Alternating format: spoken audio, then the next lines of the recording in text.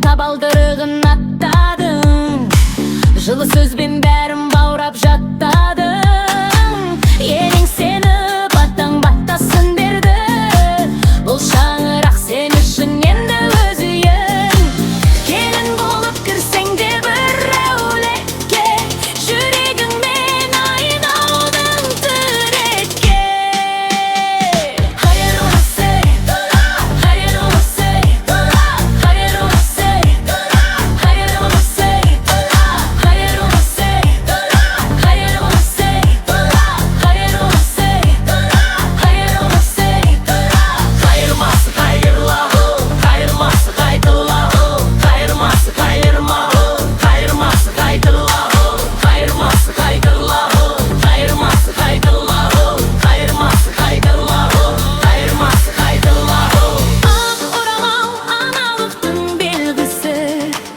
Meyerimin, отбасының көркісі.